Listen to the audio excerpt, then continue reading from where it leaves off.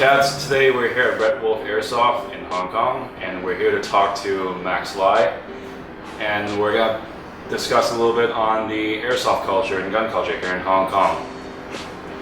Max, can you tell us a little bit about yourself? I'm just a civilian airsofter, basically. I started airsoft around, seriously, 3 years ago, but then my first exposure to airsoft is actually when I was around 12 years old. But then ever since I seriously got into the sport, and it's been my hobby, and then now it's become my career. Were your parents very supportive of it at the time when you started, or were they against it? They were quite against it at first because it's exposure to gun, they don't feel very comfortable with it, but then later on they realized it gets me out of a computer screen and gaming console, so at least I'm not stuck in the house. Is that the view generally here in Hong Kong from parents that guns are bad, you shouldn't touch them? In generally, yes. They always have the misconception that guns is actually something violent, and I guess because guns are illegal in Hong Kong in general, so that is why they don't have the proper exposure, proper understanding of what guns really are. So that's why when they thought of guns, they always refer to movies, and movies is always a tool to kill someone. Right, it's always portrayed in a negative light. Exactly. Well, now, how about in Hong Kong in general? You spoke a little bit of how the parents view it, but overall, how's the population view firearms? I mean, it's not like we're in the United States where 15% of the population do have guns, and anytime you walk around the street, someone might have one. Yeah. Let's just say there are basically two types of people in general. I would say, at least. One type is they have no exposure or any sort of understanding on what firearm is, so they automatically assume, it's very dangerous, and just like the movies, you drop it on the floor, it's gonna shoot. Right? And then there are some types that are enthusiasts, that they see firearm as actually something either really cool or something that they always wish they can have, but then it's more like a fantasy to them to even own one. So they actually do the research and they do a lot of understanding about it, just to hopefully get a feel of what it's like to hold a firearm in Hong Kong. Well, can you tell us a bit of how you actually own a firearm in Hong Kong? For example, in the US, personally, what I had to go through is first I had to take a firearm safety course, which is about a 5 to 8 hour class depending on where you take it. Then you apply for an interview with a police station. That was about 1 month waiting. And then it was a 2 months with the FBI doing a background check. And then when I won something like an NFA trust, my SPR, that was about a week of paperwork plus several $100s, and then it was a 7-month wait for me to actually receive the rifle in my hands. Is it as tedious here in Hong Kong? I imagine it's much more so. It's much more tedious, I would say, actually. So first of all, before anything starts, you first need to join a gun club. Now, a gun club, the fee, it's around, let me do the conversion real quick, and it's just on top of my head. Let's see, it's around Hong Kong dollars is over here. Yeah, Hong Kong dollar, it's around 200,000 Hong Kong dollars. That's like roughly around, I think, 25K US dollars. That's just the fee to join the firearms club. Now, on top of that, you will need a license fee, which you have to probably get it somewhere else, not in Hong Kong, to own a firearm. Then you have to buy the firearm, and you cannot keep that at home. You have to keep it in the gun club. On top of that, you buy ammo. So essentially, if you do all the math, it's around, you're paying, I would say, 30 to 35,000 US dollars just to own a pistol and shoot at a range. Sounds like an entry fee to the Gold Coast Yacht Club here. Yep, pretty much. Wow. And I imagine the ammo prices aren't cheap either. It's not at all. It's we're talking about in US around $10 would get you 50 rounds 9mm, roughly so. It's not too bad actually. No, I mean that's US, right? Yeah. But then in Hong Kong, I think it's around $20-30 just to get 20 rounds 9mm. Wow. Yeah. And this isn't hollow points either. No, it's not. I mean, like these are all just regular range ammos because it's hard to get by to have one in Hong Kong, and the regulation is so tight, so everything becomes a premium. Wow. It's kind of in a way, the government's making all these regulations and hurdles you jump over so that you aren't allowed to own one to discourage population as much as possible? Well, in a sense, yes, and I guess it's also because it's the entire since the colony has started in Hong Kong, right? There has never really been a firearm, so the culture of owning a firearm isn't within us. Right? So that is why it becomes a very niche demand to hold a firearm in Hong Kong. That's why everything becomes so premium. All the spending becomes very premium, and like in US, it's almost within the culture to having a right to own a firearm. Right, kind of like from the ground up, everyone was expected to be ready for a militia at any moment. But I suppose from the British standpoint, where the Hong Kong's love its culture, it's more of a gentleman's sport. Exactly. That's really unfortunate. Well, I guess you can see it both ways. I mean, like, yes, it's unfortunate, but at the same time, it's also fortunate that the crime rate in Hong Kong is so low that it doesn't require, firearm in the meantime. And I hope it stays that way. Right. Yeah. I'm checking out the holsters of all the PTU officers walking around Hong Kong, and I still see them using 6-shooters. Yeah, it's like the 70s or 60s equipment. Right. The Harley Smith and Wesson 6.86s. Yep, and they're still using it till today. Wow. Yeah. Well, revolvers, they never break, except when you have a jam. Good luck. Well, yeah, jam, or because we use them so unfrequently, it tends to rust too. So let's hope when they need to use it actually works. Otherwise, they have a pretty good way to just pistol whip. Yeah, I would say so. No protesting. or they use pepper spray more often than a pistol. Right. Yeah. I've seen that bit of the media. Yeah. Oh, let's stay away from that for a little bit. Okay, so what is the perception really of, say, gun violence or in the gun culture, say over in the US? You see a lot in the media now, for example, with what happened in Orlando 2 weeks ago, and it seems like every month there's always something coming up. Well, you mean how people in Hong Kong view this incident? Obviously, because we're only limited to the exposure of the news, everyone assumes that guns are very violent. They do think what Hillary's thinking. So basically, the guns, weapons of war, they cause all these violence going on. Whereas for some that actually do more research and actually have the connections with law enforcement officers, they will understand that it's more towards the person that's using the tool, and it's actually the country that's exposed to these kind of threats. So, a lot of people do think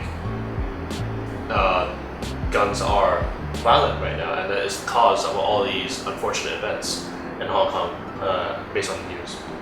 But it's not so extreme as to say people would believe violence occurs as a result of having guns, not simply that guns are a byproduct of these violent events. They do think in such a way, however, they're not as reactive to it, because the culture of owning a gun isn't within the Hong Kong crowd to begin with. Right. So whether they cause of violence or not, the way we see it is, they have guns, but we don't have it anyway, so it's not going to bother us. Yep. So we're a lot more. We're not as reactive and not as vocal about this issue because we don't have the exposure to firearms anyways. Right. Well, it seems definitely out of the question that in the future owning an actual firearm for the common people, or at least the lower classes, would be possible, I think, to do. But certainly there's an airsoft culture here that's thriving. When I go into stores, it seems like it's much busier than any gun shop that I've ever been in the US. Definitely. Now, what do you think the trend will be for the next 10, 20, 30 years or so? Because in the US right now, the fear is as the older generation and the old guard dies out, all the, say, the propaganda you see in the news right now, the media, kind of the influence that there is, over time, the current generation and ones coming after, eventually owning a gun would be next to impossible due to the way that voting will become the next 10, 20 years or so. What do you see in Hong Kong? Do you see the gun culture like thriving, declining? Well, airsoft, to me, it's a complete different category. Now, it depends, it varies from different countries. Now, in US, it becomes a very a very useful tool for different uses. Law enforcement trainings, helping vets to recover from PTSD, and just a shooting sport, right? Whereas in Hong Kong, I would say airsoft is more like a fantasy to some of the individuals. Now, because we cannot own firearms, the closest thing we can get is an airsoft gun. Now that's why we have airsoft gun that retails around $1,000 something, because they're made. They are the way it's made, the material that are used is exactly the same as a real firearm. The only difference is the mechanism inside that cannot be shooting a real firearm bullet. So, and now, since you've been an avid shooter, right? Yeah, you've been an avid shooter for a while. You should know that the most money that each manufacturer gets is actually landing a military contract. Absolutely. Now, obviously, airsoft cannot land a military contract, so everything made becomes very, very expensive. So in general, airsoft becomes more expensive than a real firearm. Now, with that said, but because real guns cannot be accessed in Hong Kong, that's why airsoft guns become such a high demand in Hong Kong as a way to, as fulfill their fantasies of owning a firearm. But then, in the next couple of years, I would say it will still be around, and it will probably be more developed in terms of shooting sport, because in Hong Kong there's IPSC and there's 3 guns, airsoft 3 guns, and it's been growing a lot lately. Now I think that these 2 sports are going to grow furthermore in the future. And as for the fantasy side, I think almost every guy deep down inside, they always like to play hero or owning firearms of one way or another. So I do think airsoft will not really be fading away anytime soon. That's true. I've been thinking a while that as guys, we have an affinity towards weapons and just things such as guns, tanks, planes. At some point in every boy's childhood, you imagine being a soldier at one point. Why do you think that is, for example, and how it feeds so much into, say, airsofting?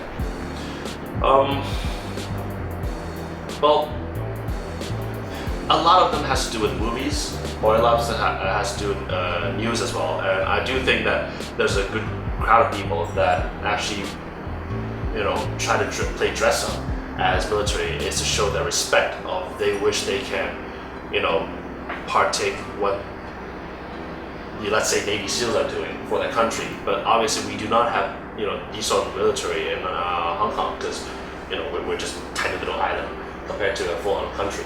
So that's why we ended up having people buying literally LBT gears from overseas, or buying the most expensive gas blowback rifles just to play the part and look as realistic as possible.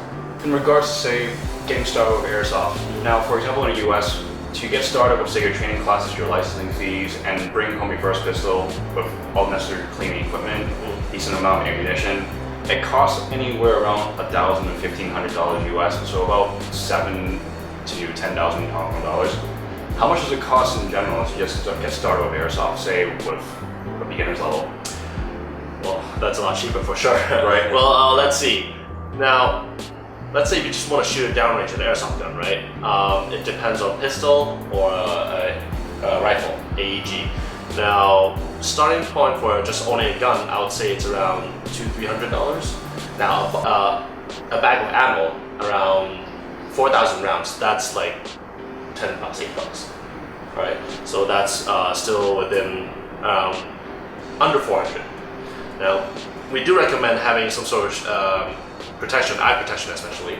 Now, if you have range glasses or shooting glasses, that's totally fine. That works just as well. So you can just have that. So I guess the starting cost really for just having a range section, it's within $400. Now, if you want to play a part in an airsoft game, then you probably need to gear up a bit more.